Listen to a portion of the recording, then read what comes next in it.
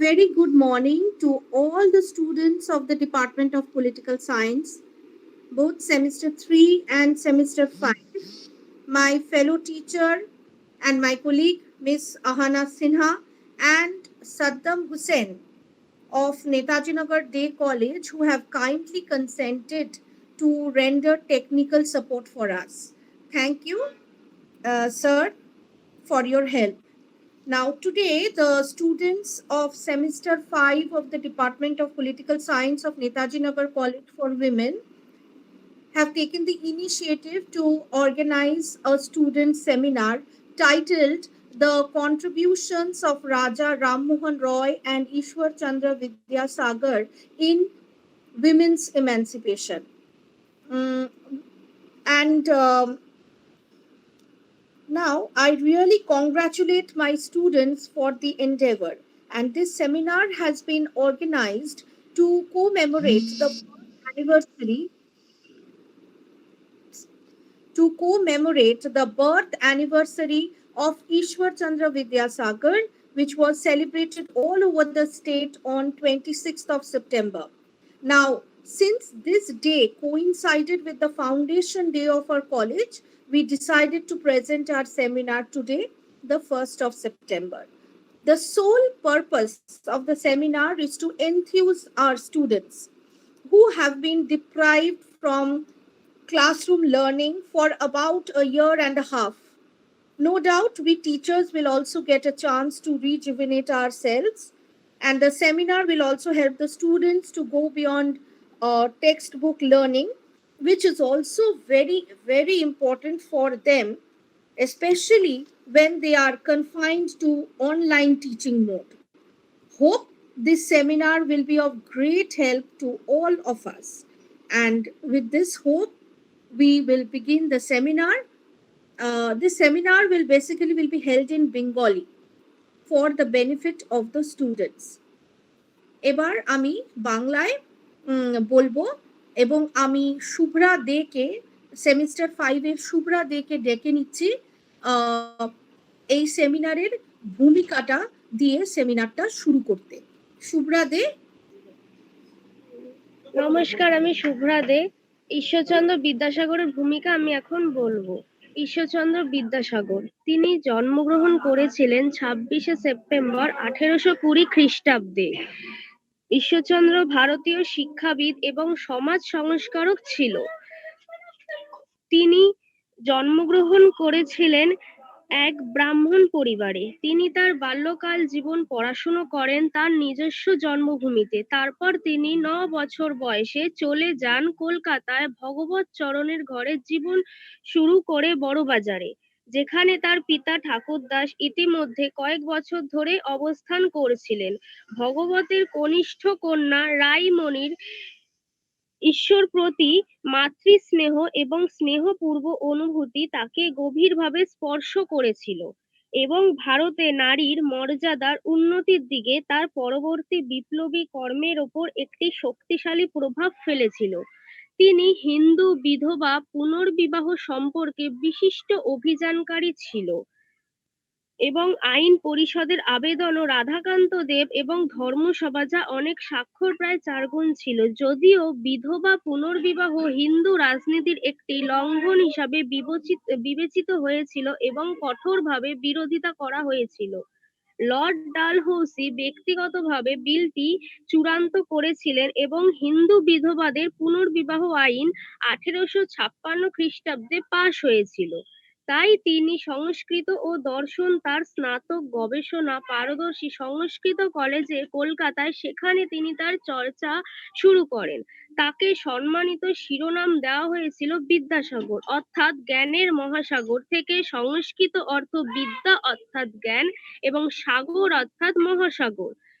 বিদ্যাসাগর ভারতে নারীদের মর্যাদার উন্নতি সাধন করেছিলেন, বিশেষ করে তার জন্মভূমি বাংলায়, এবং অন্য কিছু সংস্কারদের থেকে ভিন্ন যারা বিকল্প সমাজ যা ব্যবস্থা স্থাপন করতে চেয়েছিলেন। তিনি সমাজকে ভেতর থেকে রূপান্তরিত করতে চেয়েছিলেন। যাতে বাংলার নারীদের দুর্ব্যবহার সহ্য করতে না পেরে এই মেয়েদের অনেকেই পালিয়ে যেত এবং নিজেদের সমর্থন করার জন্য পতিতাবৃত্তির দিকে ঝুঁকত। হাস্যকরভাবে শহরের অর্থনৈতিক সমৃদ্ধি এবং ঐশ্বর্যপূর্ণ জীবনধারা তাদের অনেকের পক্ষে সফল সুযোগ করে না দেওয়ায় যখন তারা সমাজের অনুমোদন থেকে বেরিয়ে এসে রেডিমন্ডে চলে যায় 1853 খ্রিস্টাব্দে অনুমান করা হয়েছিল যে কলকাতার জনসংখ্যা 12,000-এরও বেশি পতিতা এবং জনসাধারণের মহিলা তারা অনেকেই এরকম অত্যাচারের সম্মুখীন হতেন। বিদ্যাসাগর ভারতীয় শিক্ষার মাগনা কার্টা বিবেচনা করে গণশিক্ষার প্রতি একটি খণ্ডকালীন চাকরিও নিয়েছিলেন।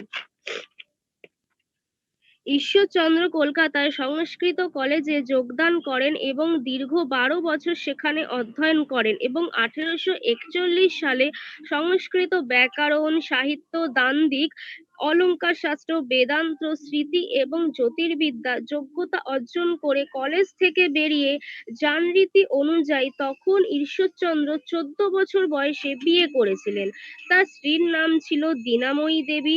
নারায়ণচন্দ্র বন্দ্যোপাধ্যায় ছিলেন তাদের একমাত্র পুত্র। 1839 সালে ঈশ্বরচন্দ্র বিদ্যাসাগর সাংস্কৃতিক আইন পরীক্ষায় সফলভাবে উত্তীর্ণ হন এবং 1841 সালে 21 বছর বয়সে ঈশ্বরচন্দ্র সংস্কৃত বিভাগের প্রথম হিসাবে ফোর্ট উইলিয়াম কলেজে যোগদান করেন। 5 বছর পর 1846 সালে বিদ্যাসাগর ফোর্ট উইলিয়াম কলেজ ছেড়ে সংস্কৃত কলেজের সহকারী সচিব হিসাবে যোগদান করেন। সেখানে প্রথম বছরে এডুকেশনে ঈশ্বরচন্দ্র বিদ্যমান শিক্ষা ব্যবস্থায় বেশ কয়েকটি পরিবর্তনের সুপারিশ করেছিলেন। 1849 সালে তিনি রসময় দত্তের পরামর্শের বিরুদ্ধে সংস্কৃত কলেজ থেকে পদত্যাগ করেন এবং ফোর্ট উইলিয়াম কলেজ থেকে প্রধান ক্লার্ক হিসাবে যোগ দেন। ঈশ্বরচন্দ্র উচ্চ শ্রেণীর বাইরে শিক্ষার বিস্তার। ভারতীয় শিক্ষায় গণশিক্ষার প্রতি একটি নতুন নীতি তিনি গ্রহণ করেন। এখনো পর্যন্ত শিক্ষার সরকারি ও জনশিক্ষায় উচ্চ শ্রেণীর ওপর নিম্নমুখী পরিশ্রাবণ তত্ত্ব নামে অভিহিত। এর দ্বারা বোঝা যায় যে শিক্ষা সর্বদা সমাজের উচ্চ শ্রেণী থেকে সাধারণ জনগণের কাছে রূপান্তরিত করে। 1859 সালে সরকারের শিক্ষানীতি নিম্ন আদেশের মধ্যে স্থানীয় ভাষা নির্দেশের বিস্তার পুনর্ব্যক্ত করেছিলেন। ঈশ্বরচন্দ্র বিদ্যাসাগর উচ্চতর শ্রেণীর শব্দগুলি যা ছাড়া অন্য কিছুকে অন্তর্ভুক্ত করে যা জন্মগতভাবে একজন ব্যক্তিকে শিক্ষার সুযোগ দেয় বা প্রত্যাহার করেন। বিদ্যাসাগর স্পষ্টভাবে শিক্ষাকে উচ্চতর শ্রেণীর মধ্যে সীমাবদ্ধ করার পক্ষে সমর্থন করেছিলেন। এর আগে 1454 সালে বিদ্যাসাগর কলকাতার সংস্কৃত কলেজে বাংলার স্বর্ণকার জাতের একজন ধনী ব্যক্তির ভর্তির বিষয়ে উপহাস করেছিলেন। তার যুক্তি ছিল যে তিনি স্বর্ণকার বা সুবর্ণ বণিক। উল্লেখযোগ্যভাবে বিদ্যাসাগরের জীবনী থেকে সঞ্জীব চট্টোপাধ্যায় প্রকাশিত করেছিলেন যে ঈশ্বরচন্দ্র কলকাতায় স্বর্ণকার জাতের ধনী ব্যক্তি শিবচরণ মল্লিকের প্রতিষ্ঠিত ও রক্ষণাবেক্ষণ করা একটি বিদ্যালয়ে প্রাথমিক শিক্ষা শুরু করেছিলেন। বাংলা ভাষায় উচ্চতর শ্রেণীর শব্দগুলি জাত ছাড়া অন্য কিছুকে অন্তর্ভুক্ত করে বা জন্মগতভাবে একজন ব্যক্তিকে শিক্ষার সুযোগ দেয় বা প্রত্যাহার করে। বিদ্যাসাগর স্পষ্টভাবে শিক্ষাকে উচ্চতর শ্রেণীর আখ্যা দিয়েছিলেন।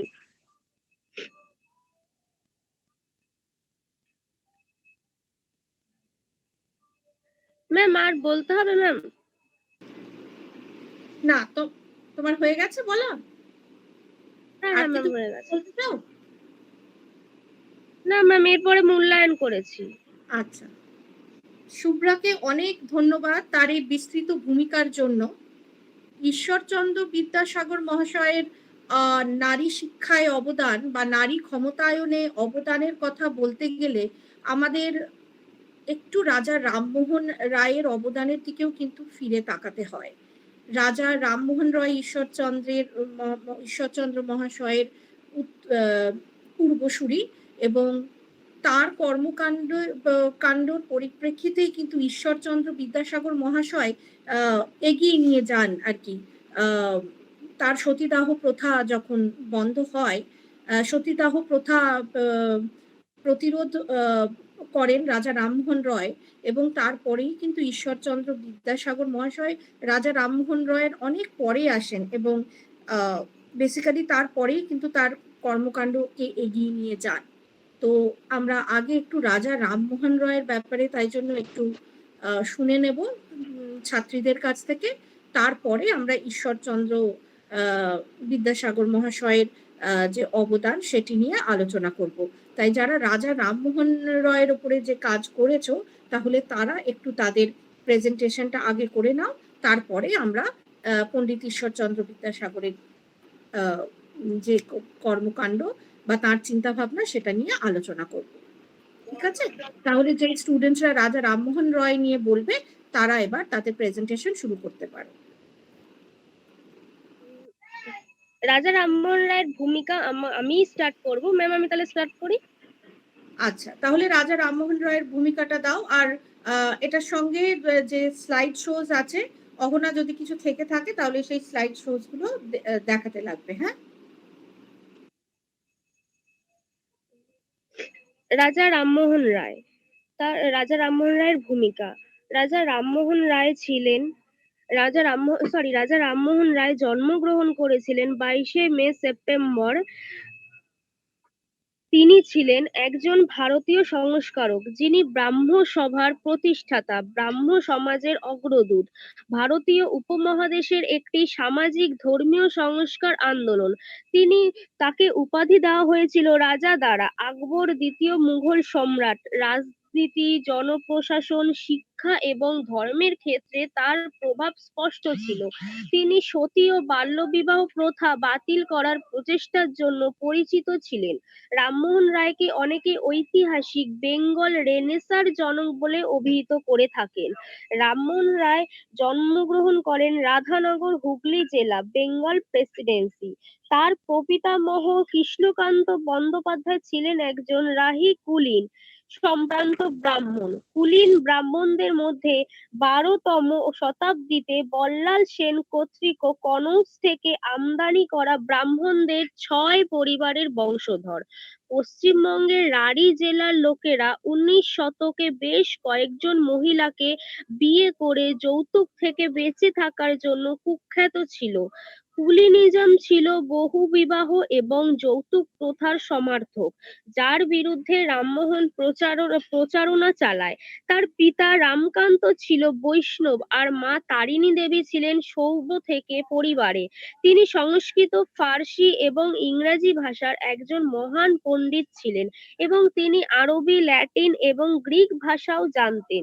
একজন পিতা-মাতা যাকে একজন পণ্ডিত শাস্ত্রীর পেশার জন্য প্রস্তুত করেছিলেন, অন্যজন তার পেশা জনপ্রশাসনের লৌকিক বা জাগতিক ক্ষেত্র কেরিয়ার শুরু করার জন্য প্রয়োজনীয় সমস্ত পার্থিব সুবিধা সুরক্ষিত ছিল। রামমোহন রায় 3বার বিয়ে করেছিলেন। তার প্রথম স্ত্রী তাড়াতাড়ি মারা যান। তার 2 পুত্র ছিল।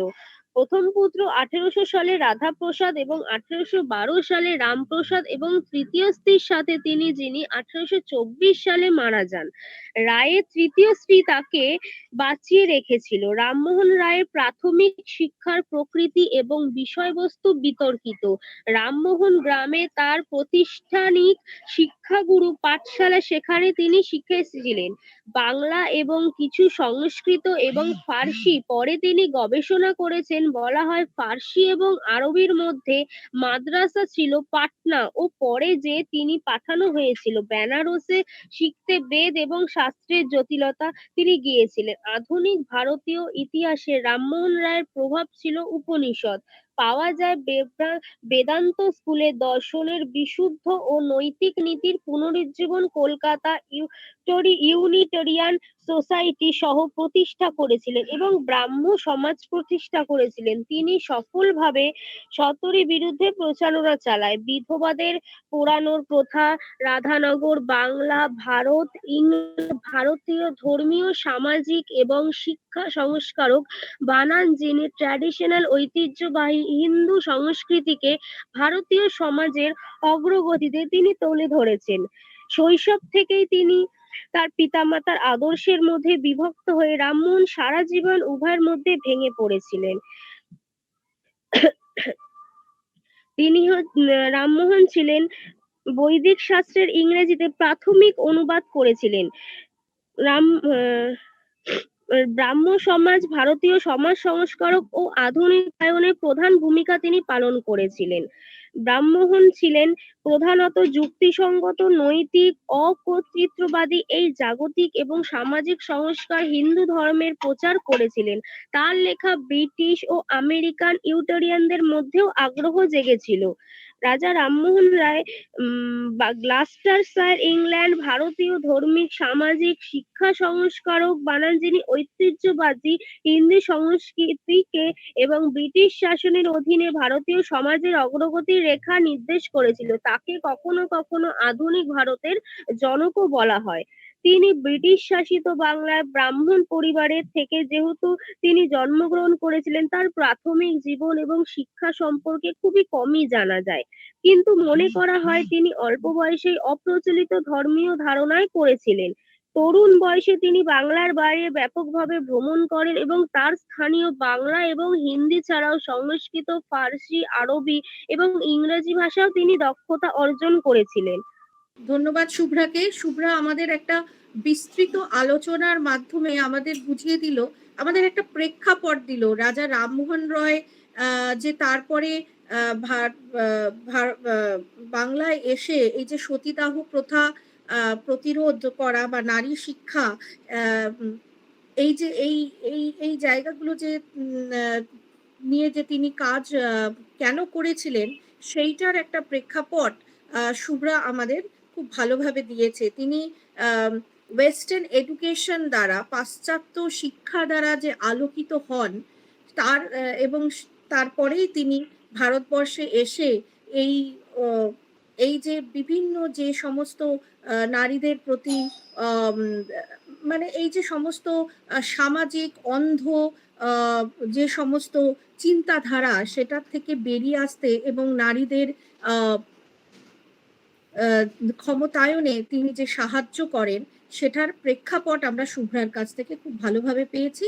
এবার আমি চলে যাব তার কর্মকাণ্ডে বা তার চিন্তাধারা যেরকম ভাবে স্টুডেন্টসরা তোমরা সাজিয়েছো সেইটা এবার তোমরা প্রেজেন্ট করো।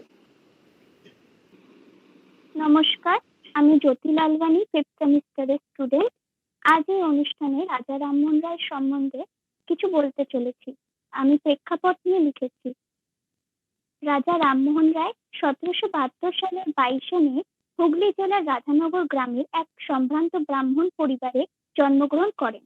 পিতা রামকান্ত এবং মাতা তারিণী দেবী। তিনি অনেক অল্প বয়সে বিভিন্ন স্থানে গিয়েছিলেন। কাশীতে ও পাটনায় কিছুকাল ছিলেন, তারপর নেপালে। তার সংস্কৃত ব্যুৎপত্তি আর বেদান্তে অনুরাগ নন্দকুমারের সহযোগিতায় হয়েছিল। বারাণসী থেকে প্রথাগত সংস্কৃত শিক্ষার পর তিনি পাটনা থেকে আরবি ও পার্সি ভাষা শেখেন। পরে তিনি ইংরেজি, গ্রিক ও হিব্রু ভাষাও শেখেন। তরুণ বয়সে তিনি কলকাতায় মহাজনের কাজ করতেন। 1796 সালে রামমোহন অর্থ উপার্জন শুরু করেন। 1803 থেকে 1814 সাল পর্যন্ত তিনি ইস্ট ইন্ডিয়া কোম্পানির কর্মচারী ছিলেন। কোম্পানির কাজে দিগ্বির অধীনে তিনি দেওয়ান রূপে রংপুরে কাজ করতেন। এই সময়ের মধ্যে তিনি দুবার ভুটান সীমান্তে যান কোম্পানির কিছু কাজে। এরপর 1815 খ্রিস্টাব্দ থেকে রামমোহন কলকাতার স্থায়ী বাসিন্দা হন। তারপর থেকেই তার এই সমাজ সংস্কার প্রতিষ্ঠার কাজ শুরু হয়, তা দেখা যায়। তার প্রথম প্রকাশিত গ্রন্থ ফার্সি ভাষায় লেখা তহফাতুল মাহাউদ্দিন। এই বইটিতে একেশ্বরবাদের সমর্থন জানান তিনি। এরপর একেশ্বরবাদ বা ব্রাহ্মবাদ প্রতিষ্ঠা করার জন্য বেদান্ত সূত্র ও তার সমার্থক উপনিষদগুলি তিনি বাংলায় অনুবাদ ও প্রচার করতে থাকেন। 1815 থেকে 1819 খ্রিস্টাব্দের মধ্যে প্রকাশিত হয় বেদান্ত গ্রন্থ, বেদান্ত সার, কৌপনিষদ, ঈশদুপনিষদ, কথোপনিষদ, মান্ডক্যোপনিষদ ও মণ্ডকোপনিষদ। রক্ষণশীল ব্যক্তিরা ক্ষুব্ধ হয়ে তার লেখার প্রতিবাদ দেখাতে লাগলেন।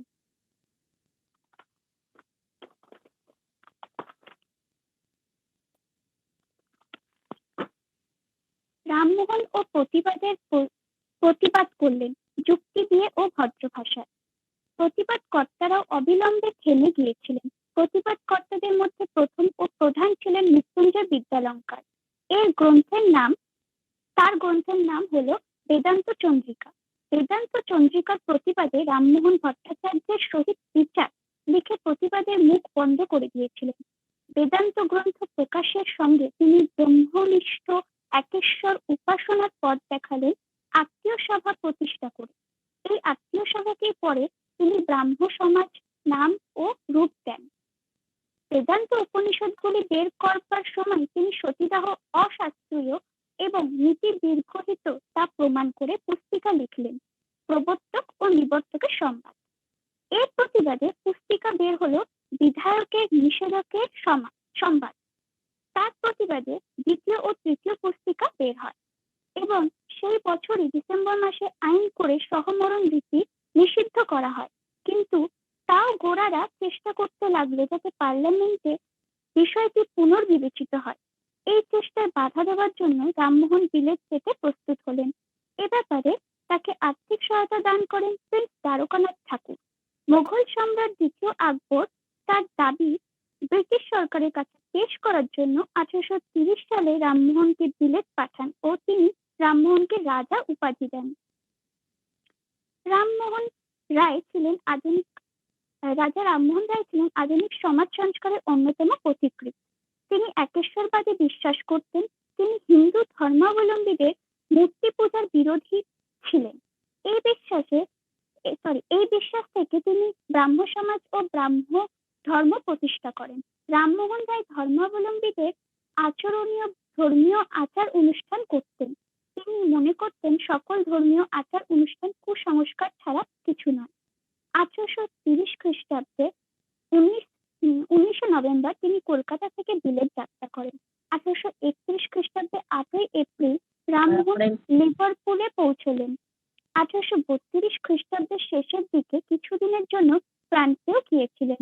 সেখানে ফরাসি সম্রাট লুই ফিলিপ কর্তৃক তিনি সম্বর্ধিত হন। সেখান থেকে ফিরে এসে তিনি ইংল্যান্ডের ব্রিস্টলে বসবাস করতে থাকেন। 1833 খ্রিস্টাব্দে মেনিনজাইটিস রোগে আক্রান্ত হন এবং প্রায় 8 দিন জ্বরে ভুগে 27 সেপ্টেম্বর মৃত্যুবরণ করেন। তার মৃত্যুর 10 বছর পর দেবেন্দ্রনাথ ঠাকুর আনসারটেল নামক স্থানে তার সমাধিস্থ করে একটি মন্দির প্রতিষ্ঠা করে দেন। 1997 খ্রিস্টাব্দের মধ্যে ব্রিস্টলে তার একটি মূর্তি স্থাপন করা হয়। নমস্কার। এরপর যে আছো সে এবার তার প্রেজেন্টেশন করো। আর এটার সঙ্গে যে রিলেটেড যে স্লাইড শোজ আছে আমি সেটা অহনাকে রিকোয়েস্ট করব যে সেই স্লাইড শোজ গুলো যেন দেখানো হয় এবার। হ্যাঁ, নমস্কার, আমি বিনতা গায়েন রাজা রামমোহনের সমাজ সংস্কার বিষয়ে আলোচনা করব। তার সংস্কার আন্দোলনের মূল উদ্দেশ্য ছিল সমাজের কুসংস্কার ও অন্ধকার দূর করে সমাজের সাধারণ মানুষকে আলোর পথ দেখানো। কারণ তিনি তখন উপলব্ধি করতে পেরেছিলেন যে সমাজের অন্ধকার কুসংস্কার দূর না হলে সাধারণ মানুষ বা জাতি গঠন করা সম্ভব হবে না। 19বিংশ শতকে যখন ভারতীয় সমাজে একটা পুরোহিতদের আধিপত্য ছিল, যখন পুরোহিতরা যখন ধর্ম ও শাস্ত্রের দোহাই দিয়ে যখন বিভিন্ন কুসংস্কারমূলক প্রথা ভারতীয় সমাজে চালু রেখেছিল, যেমন সতীদাহ প্রথা, বাল্য বিবাহ, বহু বিবাহ এবং কৌলন্য প্রথা প্রভৃতি। কিন্তু বেশিরভাগ ক্ষেত্রে দেখা যেত এই সমস্ত প্রথার শিকার হচ্ছে নারীরা। অর্থাৎ ভারতীয় সমাজ যখন একটা মধ্যযুগীয় কুসংস্কার ধাঁচে অন্ধকার পাকে ডুবেছিল, তখনই পাশ্চাত্য চিন্তাধারার স্পর্শে রাজা রামমোহন রায়ের আবির্ভাব ঘটে। রামমোহন সেই সময় প্রথমেই হিন্দু সমাজে নির্যাতিত নারীদের মুক্তির কথা ভেবেছিল এবং তাদের অবস্থার উন্নতির জন্য সমাজে ঘটে যাওয়া বিভিন্ন সময়ে নারীদের বিরুদ্ধে বিভিন্ন অন্যায়ের প্রতিবাদ করে। যেমন তিনি সতীদাহ বিবাহ, বহুবিবাহ, বাল্য বিবাহের বিরুদ্ধে এবং নারী শিক্ষা ও বিধবা বিবাহ প্রচলনের পক্ষে প্রতিবাদ করেন। তার সবচেয়ে বড় অবদান ছিল সতীদাহ প্রথার বিরুদ্ধে তার প্রতিবাদ করা। সেই সময়ে সতীদাহ প্রথা বলতে সমাজে কুলীন ব্রাহ্মণ পরিবারে স্বামী মরে যাবার পরে বিধবা স্ত্রীকে জীবিত চিতায় পুড়িয়ে মারা হতো। তখন সতীদাহ সম্পর্কে এটা মনে করা হতো যে কোনো বিধবা যদি সতী হয় তাহলে তার 7 জন্ম স্বর্গবাস হবে এবং তার বংশের 14 পুরুষেরও স্বর্গবাস হবে। এমনকি এই প্রথা যারা দেখবে সেই দর্শনার্থীদেরও একটা পুণ্যের কাজ হবে। কিন্তু বেশিরভাগ ক্ষেত্রে দেখা যেত সম্পত্তির কারণে বিধবাদের এই সহমরণে বাধ্য করা হচ্ছে, যা ছিল এক নিষ্ঠুর অমানবিক এক অত্যাচার। কিন্তু সেই সময়ে রাজা রামমোহন এই অমানবিক এই নিষ্ঠুর প্রথার বিরুদ্ধে প্রথমেই সরব হন। তিনি বিভিন্ন শাস্ত্র গ্রন্থ ব্যাখ্যা করে দেখিয়েছিলেন যে সতীদাহ প্রথা ধর্মবিরুদ্ধ ও শাস্ত্র বিরুদ্ধ একটি প্রথা, এবং জনমত গঠনের জন্য বিভিন্ন পত্রিকা প্রকাশ করেছিলেন, সংবাদ কৌমুদি প্রকাশ করে সতীদাহর বিরুদ্ধে তীব্র জনমত গড়ে তুলেছিলেন। এছাড়া যেসব শ্মশানে সতীদাহ প্রথা ঘটতে চলেছে সেসব জায়গায় গিয়ে তিনি সতীদাহ প্রথার বিরুদ্ধে প্রচার করেছেন। অবশেষে লর্ড উইলিয়াম বেন্টিঙ্কের সহযোগিতায় 1829 খ্রিস্টাব্দে 17 নম্বর রেগুলেশনে আইনগতভাবে রাজা রামমোহন রায় সতীদাহ প্রথা বন্ধ করেন। সতীদাহ প্রথা ছাড়াও তিনি নারীদের জন্য অধিকার প্রতিষ্ঠা করেছেন। সেই সময়ে বিধবা স্ত্রীদের তাদের পিতা ও স্বামীর সম্পত্তিতে কোনো অধিকার ছিল না, কিন্তু স্বামী মরে যাবার পরে যাতে বিধবা স্ত্রী সমান অধিকার পায় সম্পত্তিতে, সেজন্য রাজা রামমোহন আন্দোলন করেছিলেন। এছাড়া তিনি বহু বিবাহ, বাল্য বিবাহর যেমন বিরোধিতা করেছেন, সাথে কলন্য প্রথারও তীব্র বিরোধিতা করেছেন। এভাবে সমাজে চলতে থাকা বিভিন্ন অজ্ঞতা, কুসংস্কার দূর করার পাশাপাশি তিনি নারী শিক্ষার বিষয়েও উদ্যোগ গ্রহণ করেছিলেন। পরবর্তীকালে রাজা রামমোহন রায় হিন্দু সমাজের নারীদের দুরবস্থার কথা মাথায় রেখে তাদের অধিকার এবং ব্যক্তি স্বাধীনতা যাতে প্রতিষ্ঠা হয় সেজন্য তিনি নারীদের পাশ্চাত্য শিক্ষা গ্রহণের আহ্বান করেছিলেন। সুতরাং এ থেকে বোঝা যায় রাজা রামমোহন রায় নারীদের জন্য যে প্রচেষ্টা করেছিলেন তার নিঃসন্দেহ এক দুঃসাহসিকতার পরিচয় ছিল। ধন্যবাদ সকলকে অনেক। এই বলে আমার বক্তব্য শেষ করলাম। বিনতার খুব সুন্দর বক্তব্যের জন্য তাকে অনেক ধন্যবাদ। এরপরে নেক্সট কে আছো সে বলতে পারবে। আমি রুবি মণ্ডল। রাজা রামমোহন রায়ের ধর্ম সংস্কার সম্বন্ধে আমি বলতে চলেছি। রাজা রামমোহন রায়ের আবির্ভাবের সময় থেকে বাংলা তথা ভারতে বাইবেল, কোরআন, পুরাণ, উপনিষদ, গীতা, ভগবত, ইত্যাদি সকল ধর্মশাস্ত্র গভীর মনোনিবেশ সহকারে অধ্যয়ন পর তিনি এই সত্য উপনীত হয়েছিলেন যে সকল ধর্মই মূলত একই ঈশ্বরে বিশ্বাস। সকল ধর্মের মূল কথা সামাজিক ও ধর্মীয় আচার আচরণ ও বাধা নিষেধের কোনো মূল্য নেই। রাজা রামমোহন রায় হিন্দু ধর্মকে সংস্কার মুক্ত করার জন্য তিনি 1815 খ্রিস্টাব্দে প্রথম আত্মীয় গঠন করেন। 1825 খ্রিস্টাব্দে আগস্ট মাসে তিনি একে ব্রাহ্মণ সভায় পরিণত করেন। 1828 খ্রিস্টাব্দে এটি আবার ব্রাহ্মণ সমাজ নামে পরিচিত হয়। ব্রাহ্মণ সভার মূল বক্তব্য ছিল ঈশ্বর এক ও অভিন্ন, সকল ধর্মের মূল কথা এক। তিনি মনে করেছিলেন ব্রাহ্ম আন্দোলনের মাধ্যমে ভারতীয় জনগণের মধ্যে ধর্মগত ভেদাভেদ দূর হবে।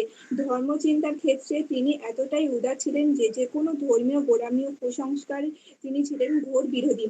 বস্তুত তার মধ্যে সর্বধর্ম সমন্বয়ের ঐকান্তিক প্রচেষ্টা দেখা দিয়েছিল। তিনি হিন্দু ধর্মের সমাজে প্রচলিত মূর্তি পূজা, জাতিভেদ প্রথা এবং অর্থহীন ধর্মীয় অনুষ্ঠানের বিরোধিতা করেন। একেশ্বরবাদ সমর্থন করে তিনি পুস্তিকা রচনা করেন। 1829 সালে তিনি ব্রাহ্মণ সমাজে প্রতিষ্ঠার উদ্দেশ্য ছিল ধর্ম সংস্কার এবং এটা আমরা বুঝতে পারছি। লো করে পড়ো, আস্তে আস্তে পড়ো, সুন্দর করে আস্তে আস্তে পড়ো।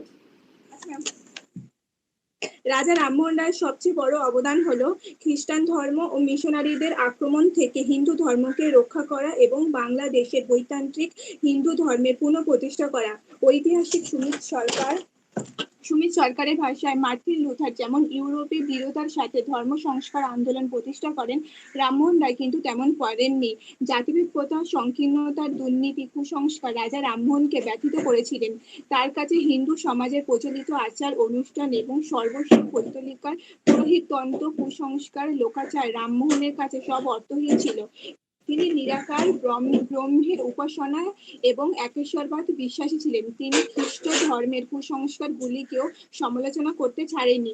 1803 সালে বহু দেবতাবাদীদের বিরুদ্ধে এবং একেশ্বরবাদের সমর্থনে পুস্তিকা প্রকাশ করেন। পৌত্তলিকার ঘোর বিরোধী রামমোহন ছিলেন ধর্মের প্রচলিত কুপ্রথার বিরোধী কুঠারার মতো হনেন। ইসলামের সুফিবাদ ও দর্শন দ্বারা প্রভাবিত হয়। একেশ্বরবাদী ও নিরাকার ব্রহ্মে বিশ্বাসী হন। 1803 সালে আরবি এবং ফার্সি ভাষায় তুহাফাত উল মুহাদ্দিন বা একেশ্বরবাদীদের প্রতি উপকার নামক গ্রন্থে প্রকাশিত করেন এবং একই সময় মনজাতিতুল অদিয়ান বা বিভিন্ন ধর্মের ওপর আলোচনা করেন, পুস্তক প্রকাশ করেন। 1815 সালে তিনি ব্রহ্ম সম্বন্ধে আলোচনার জন্য আত্মসভা গঠন করেন। সেখানে বিভিন্ন শাস্ত্র সম্পর্কে আলোচনা, বেদপাঠ এবং ব্রহ্ম সঙ্গীত অনুষ্ঠিত হতো। 1828 সালে ব্রহ্ম সমাজ প্রতিষ্ঠা করেন। সেখানে সর্বজনীন ধর্মের কথা বলা হতো। ব্রিটিশ শাসিত ভারতবর্ষে শুধু ইংরেজি শিক্ষিত ও ধনী মধ্যবিত্ত শ্রেণীর বিশিষ্ট মানুষজনই শুধুমাত্র সমাজ ধর্মীয় সংস্কার আন্দোলন উদ্যোগী হননি, সঙ্গে সঙ্গে ধর্মপ্রাণ ও রক্ষণশীল সম্প্রদায়ের মানুষ জন্য সম্প্রদায় ও ধর্মীয় সুরক্ষার জন্য হিন্দু ধর্মের যথার্থ মহিমা প্রচারের জন্য প্রায় একই সময় সামাজিক ও ধর্মীয় সংস্কার সাধনের কাজে সক্রিয়ভাবে উদ্যোগী হয়েছিলেন। মূলত তারাই তাদের ধর্মীয় সামাজিক সংস্থা ও সংগঠনের মাধ্যমে এতকালের ঐতিহ্যপূর্ণ মহিমান্বিত সনাতন হন। হিন্দু ধর্ম সমাজকে রক্ষা করবার জন্য এই ধর্মের যুগ যুগ সঞ্চিত ক্লেদ গালিমাকে অপসারণ করেন। এর নতুনভাবে ধর্ম ও তার আনুষঙ্গিক শাস্ত্রকে ব্যাখ্যা করে ধর্মকে সামাজিক ও সংহতি রক্ষা অস্ত্র হিসাবে ব্যবহার করেছেন। আবার কোনো চিন্তাবিদ নতুন চিন্তাধারাকে সদরে গ্রহণ করেছেন। ধর্ম সংস্কার হিসাবে রাজা রামমোহন রায় কিছু সীমাবদ্ধ থাকলে আধুনিক ভারতের সমাজ ও সভ্যতা তার অবদান অনস্বীকার্য বলে মনে করা হয়। নমস্কার। খুবই আমাদের রাজা রামমোহন রায়ের ধর্ম সংস্কারের ব্যাপারে খুব বিস্তৃত একটা আলোচনা করলো। খুব সুন্দর লেখা, কিন্তু খুব তাড়াতাড়ি পড়লো, কিন্তু খুব ভালো হয়েছে। ধন্যবাদ রুবি। এরপরে আমরা নেক্সট কে আছো তার কাছে চলে যাব, দেখি সে কি বলছে, কি নিয়ে তুমি কোন আঙ্গিকে তুমি রাজা রামমোহন রায়কে আলোচনা করবে। নমস্কার, আমি অদিতি পান্ডা, ফিফথ সেমিস্টারের ছাত্রী। সকল শিক্ষক শিক্ষিকাদের জানাই আমার প্রণাম এবং সকল জুনিয়র আমার সহপাঠীদের জানাই আমার ভালোবাসা। আমি রাজা রামমোহন রায়ের শিক্ষা সংস্কার সম্পর্কে আলোচনা করব। বাংলা তথা ভারতে পাশ্চাত্য শিক্ষা বিস্তারে রাজা রামমোহন রায়ের অবদান অনস্বীকার্য। রামমোহন বিশ্বাস করতেন যে জাতিকে অজ্ঞতা ও জড়তা থেকে মুক্ত করতে পারে একমাত্র কেবল পাশ্চাত্য শিক্ষা ও যুক্তিবাদ। তাই তিনি প্রাচ্যের শ্রেষ্ঠ ও শাশ্বত চিন্তাধারার সঙ্গে পাশ্চাত্যের শ্রেষ্ঠ ভাব ধারার সমন্বয় ঘটিয়ে নবভারত গড়ে তোলার স্বপ্ন দেখেছিলেন। শিক্ষা বিষয়ক চিন্তাধারায় রাজা রামমোহন রায়ের মতবাদ। রাজা রামমোহনের শিক্ষা চিন্তায় ভারতের অতীত ঐতিহ্য ও গৌরবের সঙ্গে আধুনিক পাশ্চাত্য জ্ঞান বিজ্ঞানের মিলন ঘটানোই প্রয়াস ছিল। তাই তিনি সারা জীবন ধরে প্রাচ্য ও পাশ্চাত্যকে কাছাকাছি নিয়ে আসার চেষ্টা করে গেছেন। রামমোহনের শিক্ষা বিস্তারের মূল লক্ষ্য ছিল দেশবাসীকে বাস্তব জগতের উপযুক্ত রূপে গড়ে তোলা ও তাদেরকে সমাজ কল্যাণে নিয়োগ করে দেশ ও জাতিকে প্রগতি ও উন্নতির পথে চালিত করা। পাশ্চাত্য শিক্ষার সমর্থক হিসাবে রাজা রামমোহন রায়ের প্রস্তাব। প্রথম জীবনে রামমোহন কোম্পানির দেওয়ানি হিসাবে কাজ করার সময় কোম্পানির আমলা জন ডিগবির প্রভাবে পাশ্চাত্য ভাবধারার প্রতি আকৃষ্ট হন। রামমোহন তৎকালীন গভর্নর জেনারেল লর্ড আমহার্স্টকে এক পত্র মারফত ভারতের পাশ্চাত্য শিক্ষার জন্য সরকারি অর্থ ব্যয়ের অনুরোধ জানান। এর পাশাপাশি তিনি চেয়েছিলেন শিক্ষার্থীদের গণিত, রসায়ন, পদার্থবিদ্যা ও প্রাকৃতিক বিদ্যা পড়ানো হোক। তাই তিনি 1830 খ্রিস্টাব্দে আলেকজান্ডার জেনারেল অ্যাসেম্বলি ইনস্টিটিউশন প্রতিষ্ঠায় সাহায্য কলকাতা সোসাইটির তিনি এক সক্রিয় সদস্য ছিলেন। 1988 সাল রামমোহন রায় প্রথম উপলব্ধি করেন ইংরেজি ভাষা না শিখলে কখনোই পাশ্চাত্যের জ্ঞান বিজ্ঞান ভারতীয়দের কাছে উন্মুক্ত হবে না, কেননা পাশ্চাত্যের জ্ঞান বিজ্ঞান দর্শন সবকিছু ইংরেজি ভাষায় রচিত। তাই এর শিক্ষায় আমরা একেবারে শুরু থেকেই সোচ্চার হন এবং উদ্যোগ গ্রহণ করেন। স্কুল কলেজ প্রতিষ্ঠায় রাজা রামমোহন রায় দেশের শিক্ষা ব্যবস্থাকে সমৃদ্ধ করার লক্ষ্যে তিনি স্কুল কলেজ প্রতিষ্ঠার ব্যাপারেও যত্নবান ছিলেন। তিনি নিজের প্রতিষ্ঠায় অ্যাংলো হিন্দু স্কুল 1817 খ্রিস্টাব্দে প্রতিষ্ঠা করেন। বেদান্ত শিক্ষার লক্ষ্যে কলকাতায় গড়ে তোলেন বেদান্ত কলেজ 1826 খ্রিস্টাব্দে। তিনি 1817 খ্রিস্টাব্দে হিন্দু কলেজ প্রতিষ্ঠায় সাহায্য করেন। বাংলা গদ্য সাহিত্যের প্রাণ হিসাবে রাজা রামমোহনের অবদান অনস্বীকার্য। শ্রীরামপুর মিশনারিগণ বাংলা গদ্যের যে কাঠামো নির্মাণ করে গিয়েছিলেন, রামমোহন তাতে প্রাণ প্রতিষ্ঠা করে গিয়েছিলেন বলা চলে। রামমোহন রচিত উল্লেখযোগ্য গ্রন্থগুলি ছিল বেদান্ত গ্রন্থ, বেদান্ত সার, ভট্টাচার্যের সহিত বিচার, সহমরণ বিষয়ক প্রবর্তক ও নিবর্তকের দ্বিতীয় সংবাদ, সুব্রাহ্মণ্য শাস্ত্রীর সহিত বিচার, বজ্রসূচি ইত্যাদি বিভিন্ন সংবাদপত্রের প্রকাশনা। রামমোহন সংবাদপত্রের পরিবেশনার ক্ষেত্রে এক নতুন যুগের দিশারি ছিলেন। তিনি বাংলা, হিন্দি, ইংরেজি, ফার্সি ভাষায় বিভিন্ন সংবাদপত্র প্রকাশ করেন। বাংলা ভাষায় সংবাদ কৌমুদি 1821 খ্রিস্টাব্দে এবং ফার্সিতে প্রকাশিত মিরাত উল আকবর 1822 খ্রিস্টাব্দে ছিল তার প্রকাশিত সংবাদপত্রের উল্লেখযোগ্য নিদর্শন। ডক্টর বিপিন চন্দ্রের মতে রামমোহন ভারতের সাংবাদিকতার ক্ষেত্রেও একজন অগ্রদূতের ভূমিকা নিয়েছিল। স্ত্রী শিক্ষায় রাজা রামমোহন রায়ের উদ্যোগ। রামমোহন স্ত্রী শিক্ষার প্রসারেও উদ্যোগী হন। তিনি মিশনারিদের স্ত্রী শিক্ষার উদ্যোগগুলিকে সমর্থন করেন এবং 1822 খ্রিস্টাব্দে স্ত্রী শিক্ষা বিষয়ক পুস্তিকা প্রকাশ করে প্রাচীন ভারতের নারী শিক্ষার ঐতিহ্যকে তুলে ধরেন। নারী শিক্ষা প্রসারের প্রতিষ্ঠান তৈরি করার জন্য তিনি জনমত সংগঠিত করেন। ধন্যবাদ। শিক্ষা সংক্রান্ত যে তুমি যেটা বললে রাজা রামমোহন রায়ের ব্যাপারে, সেটা খুবই আমাদের কাজে লাগবে, তোমার বন্ধুদেরও কাজে লাগবে। এরপরে আর কি রামমোহন রায়ের ব্যাপারে আর কি ডিসকাশন কোন আঙ্গিকে তোমরা করবে, সেটা কে বলবে নেক্সট? রাজা রামমোহন রায়ের মূল্যায়ন আমি এখন বিস্তারিত বলবো। রাজা রামমোহন রায় তিনি ব্রিটিশ শাসিত বাংলায় ব্রাহ্মণ শ্রেণীর এক সমৃদ্ধ পরিবারে জন্মগ্রহণ করেন। তার প্রাথমিক জীবন এবং শিক্ষা সম্পর্কে খুবই কম জানা যায়, কিন্তু মনে করা হয় যে তিনি অল্প বয়সে অপ্রচলিত ধর্মীয় ধারণা তৈরি করেছিলেন। তরুণ বয়সে তিনি বাংলার বাইরে ব্যাপকভাবে ভ্রমণ করেন এবং তার স্থানীয় বাংলা, হিন্দি ছাড়াও সংস্কৃত, ফার্সি ভাষায় তিনি দক্ষতা অর্জন করেছিলেন। রামমোহন রায় নিজেকে মহাজন করে তার ক্ষুদ্র সম্পত্তিগুলি পরিচালনা করেন এবং ব্রিটিশ ইস্ট ইন্ডিয়া কোম্পানির বন্ডে নিজেকে সমর্থন করেছিলেন। 1805 সালে তিনি জন ডিগবি দ্বারা নিযুক্ত হন একজন নিম্ন কোম্পানির কর্মকর্তা, যিনি তাকে পশ্চিমা সংস্কৃতি ও সাহিত্যের সাথে পরিচয় করিয়ে দেন। পরবর্তী 10 বছরের জন্য রায় ব্রিটিশ ইস্ট ইন্ডিয়া কোম্পানির চাকরি থেকে বেরিয়ে আসেন এবং ডিগবির সহকারী হিসাবে তিনি কাজ করতে শুরু করেন। রাজা রামমোহন রায় সেই সময় জুড়ে তার ধর্মীয় অধ্যয়ন চালিয়ে যান। 1803 সালে তিনি নিন্দামূলক ভারতের কুসংস্কার ও তার ধর্মীয় বিভাজনের মধ্যে উভয় হিসাবে গণ্য একটি নারীর ক্ষান্ত হিন্দু ধর্ম ও অন্যান্য ধর্মের মধ্যে সেই অসুস্থতার প্রতিকার হিসাবে তিনি একত্ববাদী হিন্দুত্ববাদকে সমর্থন করেছিলেন, যার কারণে অনুগামীকে পরম উৎপাদক, যিনি সমস্ত ধর্মের প্রথম নীতি।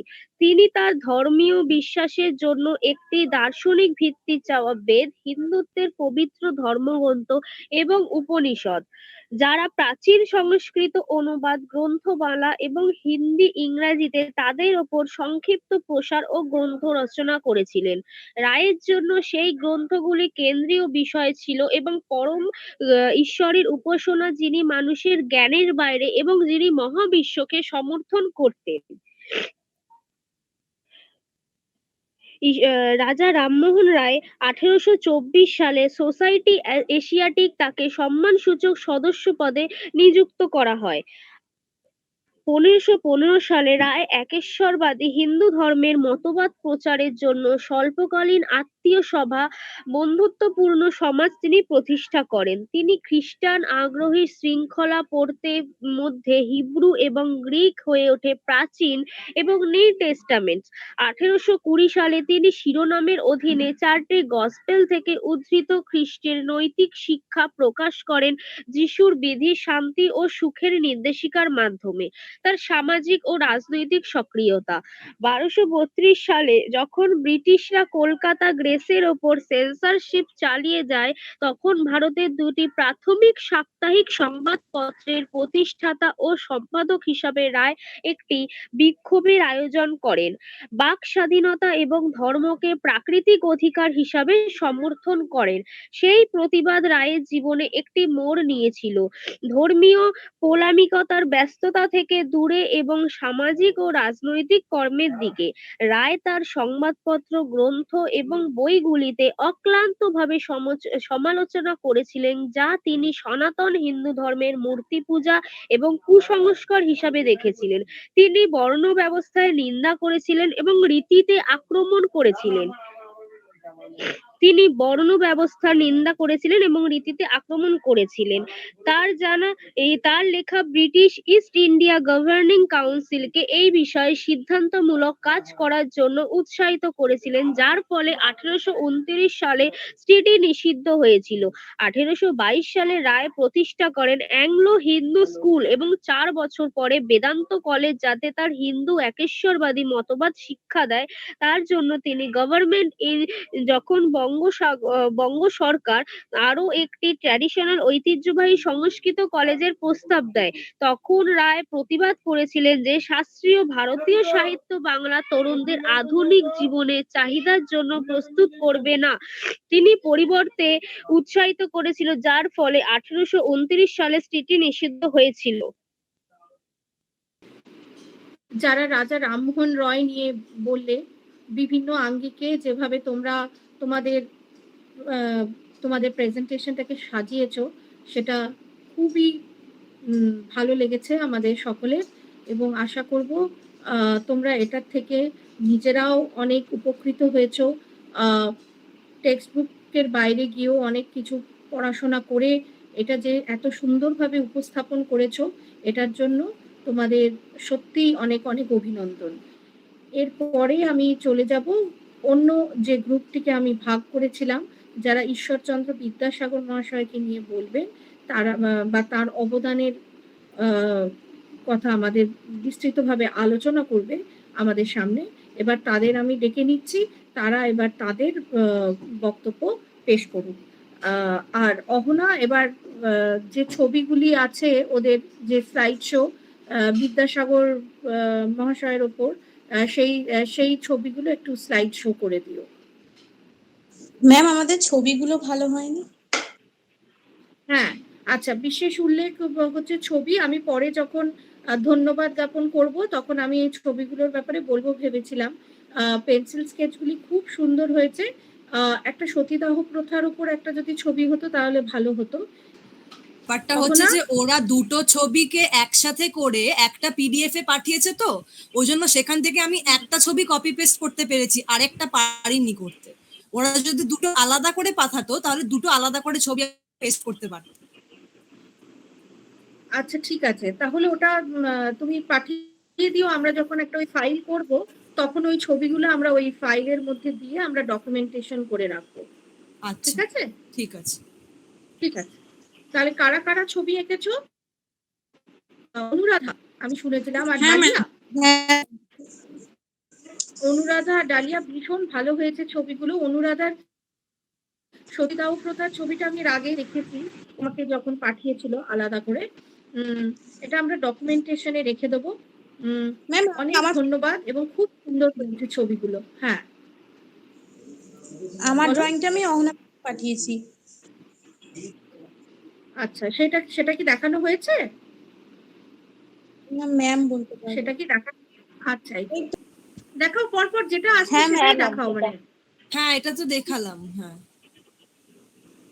এটা সতীদাহ প্রথা ডালিয়া করেছে, খুব সুন্দর হয়েছে, খুব সুন্দর হয়েছে। আর পেন্সিল স্কেচ গুলো কে করেছে? খুবই সুন্দর। ম্যাম আমি করেছি। এই পেন্সিল স্কেচ, বাহ, খুব সুন্দর হয়েছে। এটা দুজন করেছে। পেন্সিল স্কেচ একজন, একটা বোধহয় অনুরাধা আর একটা ডালিয়া করেছে নাকি? হ্যাঁ মনে হচ্ছে। দুটোই অনুরাধা করেছে? না না না ম্যাম একটা করে। আচ্ছা, একটা ডালিয়া করেছে, একটা অনুরাধা করেছে। খুবই ভালো হয়েছে, খুব সুন্দর। তোমাদের দুজনকেই অনেক অভিনন্দন। আরো জীবনে আরো এগিয়ে যাও, এইরকম আরো সুন্দর সুন্দর আমরা সেমিনার করব এবং আমাদের সঙ্গে থাকো, এবং ভবিষ্যতেও অনেক এইরকম অ্যানালিটিক্যালি কাজকর্ম করো, এইটাই আমরা চাইবো। এরপরে আমরা ঈশ্বরচন্দ্র বিদ্যাসাগর মহাশয়ের যে আলোচনা আছে সেইটা আমরা, তার কর্মকাণ্ড নিয়ে আলোচনা, তার চিন্তা ভাবনা সবকিছু নিয়ে আমরা শুনবো। তাই জন্য যে গ্রুপটাকে আমরা ঈশ্বরচন্দ্র বিদ্যাসাগর মহাশয়কে নিয়ে কাজ করার জন্য ভাগ করেছিলাম, সেই গ্রুপ এবার প্রেজেন্ট করতে শুরু করো। আমি শ্রাবণী, আমার সকল শ্রদ্ধেয় শিক্ষিকাকে জানাই আমার ভীষণ আন্তরিক প্রণাম। এই আমার প্রত্যেক শিক্ষিকা আশীর্বাদ নিয়ে আজ আমি বিদ্যাসাগরের প্রেক্ষাপটটা শুরু করতে চলেছি। ভুল ত্রুটি মার্জনা করবেন।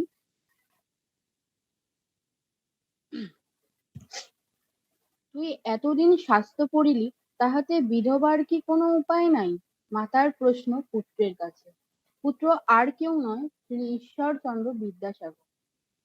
আমাদের অস্বীকার করার অবকাশ নেই যে আত্মদ্বন্দ্বে লিপ্ত, দুর্বল, কর্মবিমুখ, তমসিকতার অন্ধকারে নিমজ্জিত বাঙালির মধ্যে বিদ্যাসাগরের মতো তেজোদীপ্ত ঋজু মেরুদণ্ড বিশিষ্ট মানুষের আবির্ভাব এক অদ্ভুত ঐতিহাসিক ঘটনা। 1820 খ্রিস্টাব্দে মেদিনীপুর জেলার বীরসিংহ গ্রামে এক দরিদ্র ব্রাহ্মণ পরিবারে মনুষ্যত্বের মহৎ উত্তরাধিকার নিয়ে বিদ্যাসাগর আবির্ভূত হয়েছিলেন। প্রখ্যাত পণ্ডিত ও প্রাবন্ধিক রামেন্দ্র সুন্দর ত্রিবেদী ঈশ্বরচন্দ্র বিদ্যাসাগর মহাশয়ের মহত্বের কথা স্মরণ করে লিখেছিলেন, তিনি ছিলেন বৃহৎ জিনিসকে ক্ষুদ্র দেখাইবার যন্ত্রস্বরূপ। অসামান্য ব্যক্তিত্বময়ী ভগবতী দেবী ও ঠাকুরদাস বন্দ্যোপাধ্যায় ছিলেন তার পিতা ও মাতা। নারী মুক্তি আন্দোলনে বিদ্যাসাগর অগ্রণী ভূমিকা পালন করেন। তিনি উপলব্ধি করেছিলেন যে নারী জাতির দুর্দশার প্রধান কারণই ছিল তাদের অশিক্ষা। স্ত্রী শিক্ষা বিস্তারের জন্য তিনি সচেষ্ট ছিলেন। নারী জাতিকে মর্যাদার আসনে প্রতিষ্ঠিত করতে বিদ্যাসাগর অন্যতম পদক্ষেপ ছিল বিধবা বিবাহ আইন সম্মত করা। হিন্দু বাল্য বিধবাদের দুঃসহ জীবন তাকে ব্যথিত করেছিল। বিদ্যাসাগর নিজ পুত্র নারায়ণ চন্দ্রকে বিধবা পাত্রীর সঙ্গে বিবাহ দেন। বিধবা বিবাহের প্রচলন করার পাশাপাশি তিনি পুরুষদের বহু বিবাহ ও মেয়েদের বাল্য বিবাহ রোধ করতে আন্দোলন শুরু করেন। বিদ্যাসাগর এই প্রয়াসে ফলশ্রুতি হিসেবে ব্রিটিশ সরকার 1860 সালে একটি আইন প্রণয়ন করে মেয়েদের বিয়ের বয়স 10 বছর ধার্য করেছিলেন। হিন্দু শাস্ত্র পরাশয় সংহিতা থেকে উদ্ধৃত দিয়ে তিনি প্রমাণ করেন যে বিধবা বিবাহ শাস্ত্রসম্মত।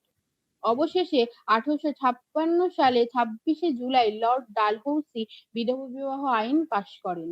বিদ্যাসাগর তার সংকল্প রূপায়ণ ঘটাতে সক্ষম হয়েছিলেন নানা প্রতিকূলতা সত্ত্বেও তার অদম্য মনোবলের জন্য। ইতিপূর্বে রাজা রামমোহন রায়ের উদ্যোগে 1929 সালে সতীদাহ প্রথা রোধ হয়েছিল।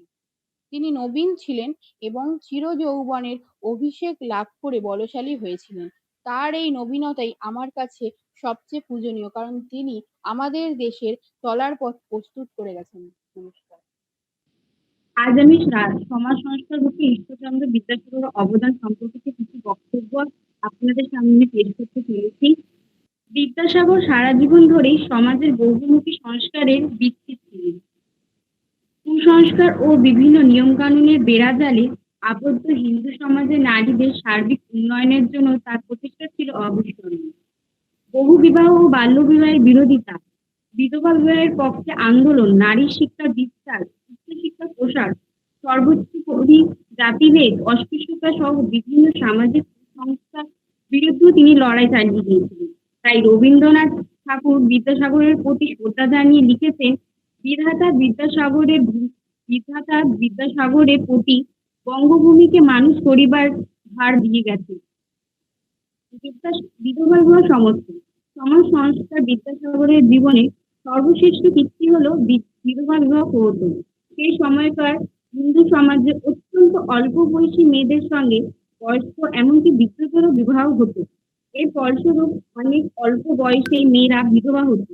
বিদ্যাসাগর সর্বপ্রথম হিন্দু বাল্য বিবাহদের বৈধব্যকালীন জীবন যন্ত্রণা অনুভব করেন। তার পরাশর সংহিতা থেকে উদ্ধৃতি তুলে প্রমাণ করার চেষ্টা করেন যে বিধবা বিবাহ স্বাস্থ্যসম্মত। 19 শতকের সমাজ সংস্কার আন্দোলনের ইতিহাসে বিধবা বিবাহ আন্দোলন প্রথম সর্বভারতীয় আন্দোলন। বিধবা বিবাহ সম্পর্কে আইন করা, বিদ্যাসাগরের উদ্যোগে বিধবা বিবাহ সমর্থন জানিয়ে 987 জন ব্যক্তি স্বাক্ষরিত এক আবেদনপত্র ভারতীয় আইনসভার সদস্যদের কাছে পাঠানো হয়।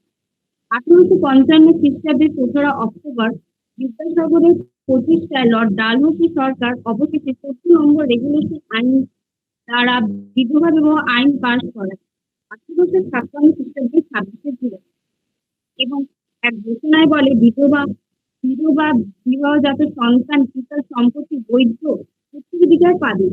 বিধবা বিবাহ আইন সিদ্ধ হলে বিদ্যাসাগর বলেন, বিধবা বিবাহ প্রবর্তন আমার জীবনে সর্বপ্রথম করেন। বিধবা বিবাহ আয়োজন 1856 সালে সরকার বিধবা বিবাহ আইন সিদ্ধ করেন, তবে শুধু আইন প্রণয়নে শান্তি থাকেনি বিদ্যাসাগর মহাশয়। তার উদ্যোগে একাধিক বিধবা বিবাহ অনুষ্ঠান আয়োজিত হয়। তার পুত্র নারায়ণচন্দ্র এক ভাগ্যহীন বিধবাকে বিবাহ করেন। এর জন্য সে যুগে রক্ষণশীল সমাজ ও সমাজপতিদের কঠোর বিদ্রুপ ও অপমানও সহ্য করতে হয় তাকে। 1756 থেকে 1887 খ্রিস্টাব্দ পর্যন্ত সময়ের মধ্যে তিনি 82,000 টাকায় মোট 60 জন বিধবার বিবাহ দিয়েছিলেন। দরিদ্র বিধবাদের সাহায্য করার জন্য বিদ্যাসাগর হিন্দু ফ্যামিলি আইনিটি ফান্ড 1872 খ্রিস্টাব্দে গঠন করলেও এর কোষাধ্যক্ষ হন। বিধবা বিবাহ প্রসঙ্গে বিদ্যাসাগর তার ভাই শুভ চন্দ্রকে লিখেছেন, নারায়ণ সত্য পবিত্র হইয়া এই বিবাহ করিয়া আমার মুখ উজ্জ্বল করিয়াছে। বিদ্যাসাগর এর বহু বিবাহ বিরোধী। সেই সময়কার হিন্দু সমাজে বহু বিবাহ পথে প্রচলিত ছিল। জনসাধারণকে বহু বিবাহ ক্ষতিকর দিকগুলি সম্বন্ধে ধারণা দেওয়ার জন্য বিদ্যাসাগর ভূখণ্ডের বহু বিবাহ রহিত হওয়া উচিত কিনা এতদিন বিষয়ের প্রস্তাব নামক এক রচনা করেন। তিনি এই প্রথাটির বিরুদ্ধে প্রতিবাদ জানিয়ে বর্তমানে মহারাজা মহাতাজদের সহায়তায় 50,000 মানুষের স্বাক্ষরিত এক প্রতিবাদপত্র ব্রিটিশ সরকারের কাছে পাঠান 1855 খ্রিস্টাব্দে। ব্রিটিশ সরকার বিদ্যাসাগর সহ কয়েকজনকে নিয়ে বহু বিবাহ সম্বন্ধের লক্ষ্যে আইন প্রণয়নের জন্য এক কমিটি নিয়োগ করে। কিন্তু মহাবিদ্রোহের পর সরকারি তরফে হিন্দু সামাজিক প্রথার হস্তক্ষেপ বিবাহ থাকায় এই ব্যাপারটি বেশি দূর এগায়নি। বিদ্যাসাগরের বাল্য বিবাহের বিরোধিতা, তৎকালীন হিন্দু সমাজে বাল্য বিবাহ ছিল এক অভিশাপের মধ্যে। এই জন্য তিনি আজই সচেষ্ট ছিলেন। বিবাহের বিরোধিতা করে বিদ্যাসাগর সর্বভূমিকরী পুস্তিকার বাল্য বিবাহের দোষ নামে প্রবন্ধ রচনা। বাল্য বিবাহের ফলে মেয়েরা খুব কম বয়সে বিবাহ হতে ফলে বাকি জীবনটা তাদের দৈর্ঘ্যের গ্লানি ও বিভিন্ন কঠোর সামাজিক অনুশাসনের মধ্যে কাটাতে হতো। এই অল্প বয়সী মেয়েদের জীবনের দুঃখ মোচনের জন্য বিদ্যাসাগর বিধবা বিবাহের প্রচলন করতে চেয়েছিলেন। বিদ্যাসাগর বাল্য বিবাহের বিরুদ্ধে যেভাবে চেষ্টা করেছিলেন তার পরিস্থিতি ব্রিটিশ সরকার এক আইন পাস 1860 খ্রিস্টাব্দে করে এর ন্যূনতম বয়স 10 বছর ধার্য করা হয়। এই প্রসঙ্গে লেখা হয় বাল্য বিবাহ মোচনের জন্য বিধবা বিবাহের করা শুরু হয়। অথচ সহবাস সমিতি দিন পার করলে মেয়েদের বয়স ন্যূনতম 10 থেকে 12 বছর। অন্যান্য সামাজিক সুরক্ষা। বিদ্যাসাগর সেই সময়কার সমাজে অন্যান্য দেশ থেকে সংস্কার দূর করেছিলেন, যেমন গঙ্গাসাগরের সন্তান বিসর্জন কথা, কৃষ্ণনদীর হত্যার নিয়ম, জাতিভেদ প্রথা, অস্পৃশ্যতা ইত্যাদি বিরুদ্ধে তিনি সরব হন। কৌলিন্য কথার বিরুদ্ধে তিনি রুখে দাঁড়িয়েছিলেন। এই কুকথাটির ইতিহাস পর্যালোচনা করে তিনি দেখেছিলেন যে শুধুমাত্র অভিজ্ঞতার জন্য এই কথা কতদিন হীন হতে পারে। কৌলিন্য কথার বলি হয়ে নারীরা সমাজে কতটা অসহায় হয়ে বেঁচে থাকে তা তিনি অত্যন্ত বেদনার সঙ্গে অনুভব করেন। তিনি হুগলি জেলায় একটা ৩৩ জন ব্রাহ্মণের পরিবারের সম্পর্কে তালিকা তৈরি করে দেখেন যে সমাজে কৌলিন্য কথার সুযোগ পেয়ে ৩ ব্রাহ্মণেরা কিভাবে নারীদের সর্বনাশ করেছেন। ঋতুকালীন সংস্কার কার্যের বিরুদ্ধে প্রতিবাদ। বিধবা বিবাহের ক্ষেত্রে বিদ্যাসাগর যখন বিধবা বিবাহের সমস্যা করার জন্য সরকারের কাছে আবেদনপত্র পাঠান, তখন তিনি প্রতিবাদ জানিয়ে হিন্দু নেতা রাধাকান্ত দেবীর নেতৃত্বে ৩৬ হাজার ৫৬৫ জন ছাত্র সংগঠিত ধর্মসভা এবং অধিকাংশ দেশীয় সংবাদপত্র বিধবা বিবাহের বিরোধী চর্চা করে লেখা হয়েছিল। বহু বিবাহের ক্ষেত্রে সাহিত্যকেন্দ্র বঙ্কিমচন্দ্র তার বঙ্গদর্শন পত্রিকায় বহু বিবাহ সম্বন্ধে বিদ্যাসাগরের সমালোচনা করে লেখেন, আমাদের বিবেচনায় বহু বিবাহ নির্বাচনের জন্য আইনের প্রয়োজন নাই। বাল্য বিবাহের ক্ষেত্রে বিদ্যাসাগর বাল্য বিবাহ কথা প্রবন্ধে প্রচেষ্টা করলে সেই সময়কার বুদ্ধিজীবী মুখোপাধ্যায় এর বিরোধিতা করেছিলেন। সেই সম্পর্কে সেই সময়কার দৈনিক সমাচার পত্রিকায় লেখা হয়, অল্প বয়সে মেয়েদের বিবাহ না হলে স্বামী স্ত্রীর মধ্যে সঠিক বোঝাপড়া ও সম্মিলন গড়ে ওঠেনি। তোমাকে অনেক ধন্যবাদ। এরপরেই আমরা চলে যাব নেক্সট যে আছো তার বক্তব্যে। আমি সোমা নস্কর, নেতাজি নগর কলেজ ফর ওমেন কলেজের 5th সেমের ছাত্রী। আমি আজকের এই অনুষ্ঠানে ঈশ্বরচন্দ্র বিদ্যাসাগরের নারী শিক্ষা প্রসারের অবদান সম্পর্কে কিছু বলবো। নারী শিক্ষার প্রসারে ঈশ্বরচন্দ্র বিদ্যাসাগরের অবদান। বাংলাদেশে নারী শিক্ষার বিস্তারে যে সকল মনীষী নিরলস প্রয়াস চালিয়েছিলেন, সমাজ সংস্কারক ঈশ্বরচন্দ্র বিদ্যাসাগর তাদের মধ্যে স্মরণীয়। ইতিপূর্বে খ্রিস্টান মিশনারি ও কিছু উদার ইংরেজের ব্যক্তিগত উদ্যোগে নারী শিক্ষার সূচনা হলেও বিদ্যাসাগরই ছিলেন বাংলা তথা ভারতের নারী শিক্ষার বিস্তারের পথিক। নারী শিক্ষা প্রসারের উদ্দেশ্য ছিল নবজাগরণের প্রতিমূর্তি এই সংস্কৃত পণ্ডিত উপলব্ধি করেছিলেন, একমাত্র শিক্ষার মাধ্যমে কুসংস্কারাচ্ছন্ন ভারতীয় নারীর মুক্তি লাভ সম্ভব। নারীর উন্নতি ছাড়া দেশের উন্নয়ন সম্ভব নয়।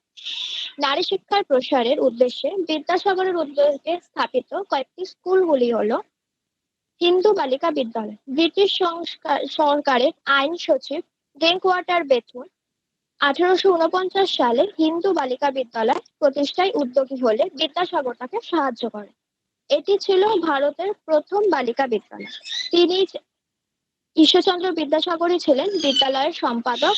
বর্তমানে এটি বেথুন স্কুল নামে পরিচিত। 2. স্ত্রী শিক্ষা সম্মিলনী গঠন। নারীদের মধ্যে শিক্ষা সচেতনতা বৃদ্ধির জন্য তিনি বর্ধমান, হুগলি, মেদিনীপুর প্রভৃতি জেলায় গড়ে তোলেন স্ত্রী শিক্ষা সম্মেলন। বিভিন্ন পত্র পত্রিকায় তিনি নারী শিক্ষা সপক্ষে লেখালেখি শুরু করেন। গ্রামে গ্রামে ঘুরে অভিভাবকদের বুঝিয়ে তিনি ছাত্রী সংগ্রহের নিরলস প্রচেষ্টা চালান। 3. বালিকা বিদ্যালয় স্থাপন। 1854 সালে উডের নির্দেশনামায় স্ত্রী শিক্ষা বিস্তারের ওপর গুরুত্ব আরোপ করা হয়। বাংলা স্যার ফ্রেডারিক হ্যালিডে কর্তৃক ঈশ্বরচন্দ্র দক্ষিণবঙ্গের বিদ্যালয় পরিদর্শক নিযুক্ত হন। স্ত্রী শিক্ষায় সরকারের আগ্রহ দেখে তিনি 1857 সাল থেকে 1858 সাল পর্যন্ত সময়কালে মাত্র 7 মাসের মধ্যে নিজ ব্যয়ে নদিয়া, বর্ধমান, হুগলি ও মেদিনীপুর জেলার 35টি বিদ্যালয় স্থাপন করেন। এগুলিতে প্রায় 1300 ছাত্রী পড়াশোনা করত। কমিটি অফ পাবলিক ইনস্ট্রাকশনের নতুন ডিরেক্টর গড ইয়াং স্কুলগুলিকে অর্থ বরাদ্দ করতে অস্বীকার করলে তিনি পরিদর্শক ও সংস্কৃত কলেজের অধ্যাপক পদে ইস্তফা দেন। তবে ধারাবাহিক প্রচেষ্টা চালিয়ে বিদ্যালয়গুলির জন্য তিনি কিছু আর্থিক সহায়তা আদান করেন। Metropolitan institution. বিদ্যাসাগর নিজ উদ্যোগে ও খরচে কলকাতায় মেট্রোপলিটন ইনস্টিটিউশন প্রতিষ্ঠা করেন। বর্তমানে এটি বিদ্যাসাগর কলেজ নামে পরিচিত। ভগবতী বিদ্যালয়। মাতা ভগবতী দেবীর স্মৃতিতে তিনি 1890 সালে নিজ জন্মভূমি বীরসিংহ গ্রামে ভগবতী বিদ্যালয় স্থাপন করেন। স্বামী বিবেকানন্দ বলেছিলেন, রামকৃষ্ণের পর আমি বিদ্যাসাগরকে অনুসরণ করি। নারী শিক্ষায় বিদ্যাসাগরের অবদান অসামান্য। স্বয়ং রবীন্দ্রনাথ বলেছেন, বিধাতা বিদ্যাসাগরের প্রতি বঙ্গভূমিকে মানুষ করিবার ভার দিয়েছিলেন। তিনি ছিলেন বাংলার নবজাগরণের এক উজ্জ্বল পথিকৃৎ। নমস্কার। সোমা, তোমার নারী শিক্ষায় বিদ্যাসাগরের অবদান লেখাটি খুবই সুন্দর হয়েছে, সংক্ষিপ্ত এবং ভীষণ ভালোভাবে বলা। খুব পরিষ্কার, খুব সুন্দরভাবে বলেছো। বলাটাও কিন্তু একটা আর্ট।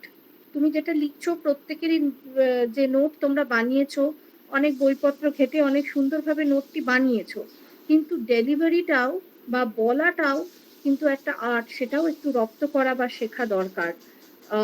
সোমার বক্তব্য আমরা সবাই খুব পরিষ্কারভাবে বুঝতে পেরেছি। খুব ভালো হয়েছে সোমা। আর তারপরে আর কেউ কি কিছু বলবে, নাকি এখানে তোমরা কনক্লুডিং? হ্যাঁ ম্যাম, আমার বলার আছে। আচ্ছা, বলো, বুলা বলো এবার। নমস্কার। আজ যারা এখন উপস্থিত রয়েছেন এই সেমিনারে, তাদের সবাইকে আমি স্বাগত এবং ধন্যবাদ জানাই। আজকে আমি নারী শিক্ষা ঈশ্বরচন্দ্র বিদ্যাসাগরের কর্মক্ষেত্র নিয়ে বলবো। বাংলা নবজাগরণে প্রাণপুরুষ পথিকৃৎ বলতে আমরা ঈশ্বরচন্দ্র বিদ্যাসাগরকেই বুঝি, এবং তিনি বাংলার গদ্যের জনক। তিনি 19 শতকে নারীর আধুনিক শিক্ষার আলোকে শিক্ষিত করে এবং তাদেরকে সম্মানের আসনে বসাতে চেয়েছিলেন। আসলে তিনি উপলব্ধি করেছিলেন যে সমাজে প্রকৃত পরিবর্তন আনতে হলে পুরুষের পাশাপাশি নারীদেরও শিক্ষা বিস্তারের প্রয়োজন রয়েছে, এবং তিনি এটাও উপলব্ধি করেছিলেন যে পুরুষদেরকে পাশাপাশি তাদেরকে রাখার জন্য তার একমাত্র শিক্ষায় তাদেরকে সাহায্য করতে পারবে, এবং শিক্ষাই পারে নারীকে কুসংস্কার থেকে মুক্ত করে আধুনিকতার আলোকে উদ্ভাসিত করতে। এবং মেয়েরা যদি শিক্ষিত না হয়, তাহলে এই সামাজিক সংস্কারও অসম্পূর্ণ থেকে যাবে। তাই তিনি নারী শিক্ষা প্রসারের জন্য বিদ্যাসাগর 1849 খ্রিস্টাব্দে ড্রিঙ্ক ওয়াটার বেথুন সাহেবের সহযোগিতায় হিন্দু বালিকা বিদ্যালয় স্থাপন করেন, এবং এটি হিন্দু বালিকা বিদ্যালয়কে এখন আমরা জানি বেথুন স্কুল বলে, এবং এটি ছিল ভারতের প্রথম বালিকা বিদ্যালয়।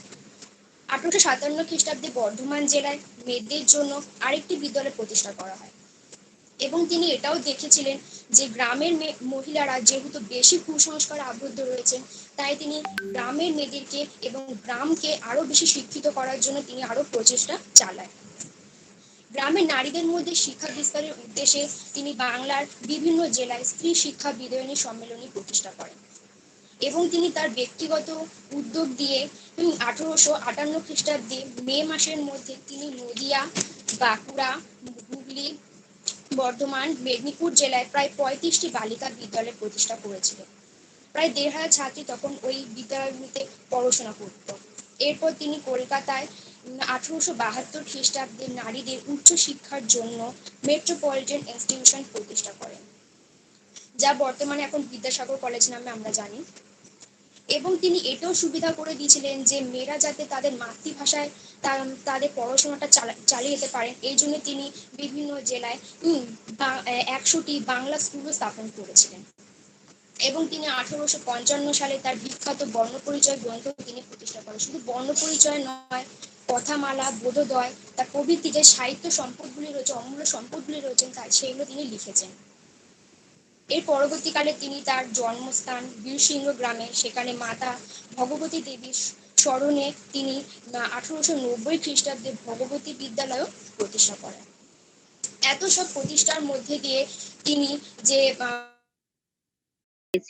ঈশ্বরচন্দ্র বিদ্যাসাগরের ওপর একটি প্রবন্ধ লেখা যে কোনো লেখকের মধ্যে জাতীয়তাবাদ এবং দেশপ্রেমের অনুভূতি জাগিয়ে তুলতে পারে। ঈশ্বরচন্দ্র বিদ্যাসাগর ছিলেন একাধিক দক্ষতা ও প্রতিভার মানুষ। সবচেয়ে উল্লেখযোগ্য তিনি ছিলেন একজন শিক্ষাবিদ, দার্শনিক, মুদ্রক, উদ্যোক্তা, সংস্কারক, সমাজসেবক, অনুবাদক এবং প্রকাশক। ঈশ্বরচন্দ্র বিদ্যাসাগর অবশ্যই তার জীবনে অনেক প্রশংসা পেয়েছিলেন। এই প্রশংসার মধ্যে কিছু অন্তর্ভুক্ত, যেমনি বিদ্যাসাগর সেতু। এটি সাধারণত দ্বিতীয় হুগলি সেতু নামেই পরিচিত। এটি হুগলি নদীর ওপর একটি সেতুকে বোঝানো হয়। উপরন্তু এই সেতু ভারতের পশ্চিমবঙ্গে, তাছাড়া ব্রিজ হাওড়া শহরকে তার জমজ শহর কলকাতার সাথে সংযুক্ত করেছে। মহান ব্যক্তিত্ব ঈশ্বরচন্দ্র বিদ্যাসাগরের নামে সেতুর নামকরণ করা হয়েছে। বিদ্যাসাগর মেলা, এটি ঈশ্বরচন্দ্র বিদ্যাসাগরের নামে একটি মেলা বোঝানো হয়। তৎপুরি এই মেলার উৎসর্গ শিক্ষা এবং সামাজিক সচেতনতা ছড়িয়ে দেওয়ার দিকে। তাছাড়া 1994 সাল থেকে পশ্চিমবঙ্গে বার্ষিক ভিত্তিতে মেলা হয়ে এসেছে। বিদ্যাসাগর কলেজ বা বিশ্ববিদ্যালয়, এটি কলকাতার একটি বিখ্যাত কলেজ যা ঈশ্বরচন্দ্র বিদ্যাসাগরের নাম বহন করে। একইভাবে একটি বিদ্যাসাগর বিশ্ববিদ্যালয়ও রয়েছে। কলেজ এবং বিশ্ববিদ্যালয় উভয়ের অবস্থান পশ্চিম মেদিনীপুরে। ভারতীয় সাম্রাজ্যের সঙ্গী বিদ্যাসাগর ছিলেন অসীম শালীনতা এবং সাহসের মানুষ। তৎপুরি তিনি ছিলেন একজন ব্যক্তি যিনি তার সময়ের চেয়ে এগিয়ে ছিলেন। সরকার তার অসাধারণ বৃত্তি এবং সাংস্কৃতিক কাজের স্বীকৃতির স্বরূপ তাকে 1877 সালে ভারতীয় সাম্রাজ্যের সঙ্গী CII মনোনীত করেন। বিদ্যাসাগর স্ট্রিট, এটি মধ্য কলকাতার একটি বিখ্যাত রাস্তা যা তার নামে বহন করেন। অন্যান্য সম্মান, উত্তর 24 পরগনা জেলা বারাসাতে বিদ্যাসাগরের একটি বিখ্যাত মূর্তি রয়েছে। তৎপুরি পশ্চিমবঙ্গ সরকার এই মূর্তি প্রতিষ্ঠার দিকে পরিচালিত করে। এছাড়া ইন্ডিয়ান ইনস্টিটিউট অফ টেকনোলজি খড়গপুরে একটি বিদ্যাসাগর হলো অব রেসিডেন্স রয়েছে। এছাড়াও একটি বিদ্যাসাগর স্টেশন রয়েছে যার অবস্থান ঝাড়খণ্ডের জামতারা জেলায়। ঈশ্বরচন্দ্র বিদ্যাসাগরের প্রাথমিক জীবন। ঈশ্বরচন্দ্র বিদ্যাসাগর বীরসিংহ গ্রামে 1820 সালে 26শে সেপ্টেম্বর জন্মগ্রহণ করেন। তৎপুরি এই বাংলা প্রদেশের পশ্চিম মেদিনীপুর জেলায়। তাছাড়া ঈশ্বরচন্দ্র বিদ্যাসাগরের পরিবার ছিল গোড়া ব্রাহ্মণ পরিবার। 6 বছর বয়সে তার বাবা মা তাকে কলকাতায় পাঠিয়েছিলেন যাতে ভগবত চরণের বাড়িতে থাকতে হয়। তিনি একটি স্থানীয় স্কুলে যোগ দিয়ে পড়াশোনা শুরু করেন। ঈশ্বরচন্দ্র বিদ্যাসাগরের শিক্ষা জীবন। বিদ্যাসাগর 1841 সালে ছদ্মবেশী চিহ্ন নিয়ে সংস্কৃত ব্যাকরণে উত্তীর্ণ হন। উপরন্তু তিনি একটি সংস্কৃত কলেজে যোগদান করে খণ্ডকালীন চাকরি হিসাবে। তাছাড়া মানুষটি বেদান্ত এবং জ্যোতির্বিজ্ঞানের জ্ঞান পেয়েছিল। এছাড়া তিনি ফোর্ট উইলিয়াম কলেজে সংস্কৃত ভাষা শেখানোর জন্য অধ্যাপক হিসাবে যোগদান করেন। সমাজ সংস্কারক হিসাবে তার অবদান। ঈশ্বরচন্দ্র বিদ্যাসাগর সমাজে নারীর মর্যাদার ওপর অনেক বেশি মনোযোগ দিয়েছেন। তিনি অবশ্যই সেই সময়ে নারীদের মর্যাদা সংস্কার আনার চেষ্টা করেছিলেন। বিদ্যাসাগর হিন্দু বিধবাদের অসহায়ত্ব ও যন্ত্রণা দূর করার জন্য অনেক চেষ্টা করেছিলেন, কারণ হিন্দু বিধবাদের অবস্থা তখন হতাশাজনক এবং আশাহীন ছিল। সবচেয়ে লক্ষণীয়, তিনি ধর্মীয় শাস্ত্রে বিধবার মর্যাদা সম্পর্কে ব্রাহ্মণ্য কর্তৃপক্ষকে প্রশ্ন করেছিলেন। অবশেষে অনেক চেষ্টার পর তিনি ব্রিটিশদের বাধ্য করলেন বিধবা পুনর্বিবাহ আইন আনতে 1856 খ্রিস্টাব্দে। তার ঈশ্বরচন্দ্র বিদ্যাসাগরের মৃত্যু। ঈশ্বরচন্দ্র বিদ্যাসাগর 1 জুলাই মারা যান। তার মৃত্যুর সময় তার বয়স ছিল 70 বছর। তিনি কলকাতায় সংস্কৃত কলেজ থেকে বিদ্যাসাগর মর্যাদাপূর্ণ উপাধিতে ভূষিত হন। বিদ্যা একটি সংস্কৃত শব্দ যার অর্থ জ্ঞান এবং সাগর অর্থাৎ সাগর। অতএব বিদ্যাসাগর মানে জ্ঞানের মহাসাগর। নমস্কার। খুব সুন্দর একটা কনক্লুশন, খুব সুন্দর অ্যানালিসিস একদম সবার শেষে। এবং এই যে এখনকার দিনে বিদ্যাসাগর মহাশয়ের গুরুত্ব, আমাদের দৈনন্দিন জীবনে যে বিদ্যাসাগর মহাশয়ের গুরুত্ব রয়েছে, তার স্থাপন করা কলেজ, তার তার যে বই আমরা পড়ে আমাদের হাতে খড়ি হয়, মানে বর্ণ পরিচয় দিয়ে সবকিছুই খুব সুন্দরভাবে তোমরা তুলে ধরেছো। সেটার জন্য শুভ্রাদেকে অনেক ধন্যবাদ। খুব সুন্দরভাবেই বলেছো তুমি। এরপরে আমরা চলে যাব ধন্যবাদ জ্ঞাপনে। আমি এটা একটু ইংলিশে ধন্যবাদ জ্ঞাপনটা, মানে যেটা আমাদের ফর্মালিটি করতেই হবে, অফিসিয়াল ব্যাপার, সেটা আমি ধন্যবাদ জ্ঞাপন করে আমি আমাদের এই অনুষ্ঠান আমরা শেষ করব। I render my thanks to all the students of the Department of Political Science of semester 5 of this college especially. And I thank Dalia and Anuradha for the beautiful pictures of Raja Ram Mohan Roy drawn by them. And those who delivered the speeches on various aspects of Raja Ram Mohan Roy's life and contributions, I also thank them. They were really enlightening, and very good speeches have been prepared. Thank you. And I also render my wholehearted gratitude to all the students who presented their speech on Ishwar Chandra Vidyasagar for their sincere endeavor, and the students who made the seminar more interesting with their colorful pictures. Who are they? Kara kara এঁকেছো এখানে? আমি আনিশা আর কে? আমি সোনালি। Anisha and Sonali, I also thank you both profusely. The drawings were really very good, vishon colorful, and they were very colorful drawings. I thank Ahana Sinha for making the slideshows and also for making this beautiful flyer for us. And I thank Saddam Hussain for his technical support once again, and for making because he has made the YouTube connections for us. So we will be having this student seminar in the YouTube, and anyone can view this YouTube, access this YouTube connection, and it will be kept as a record, this student seminar. And like in the near future also, it will be like a journey down the memory lane. You can always access the YouTube and see your own program there. And I thank the semester 3 students also for participating in this seminar, and I hope that it has enriched you all, because this year you all have a paper 7, which basically is based on Indian political thought, where you have to study about Raja Ram Mohan Roy and also Ishwar Chandra Vidyasagar. And also I hope that this seminar will help you, encourage you to organize such seminars in the near future. And it has also taught you all how to speak in a seminar. And with this, we are also, and I hope, I conclude with the hope that we will be able to organize such seminars in the near future also. And it has been a real pleasure attending this seminar, working with you all, correcting your work, looking at your pictures. It has really been a very, very encouraging and a very interesting experience, especially when we are confined to this online mode of teaching.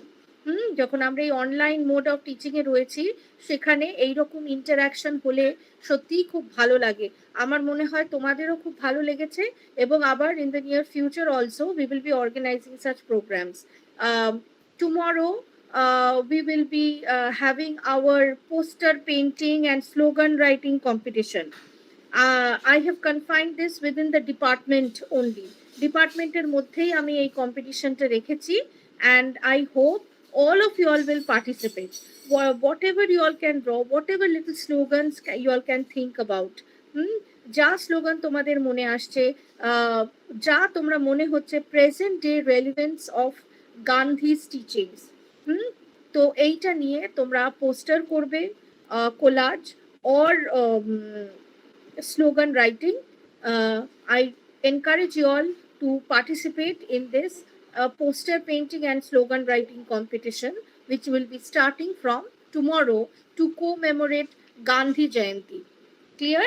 So with this, I wind up this seminar, and so thank you all for your endeavor. Okay? So I officially conclude this seminar. Thank you.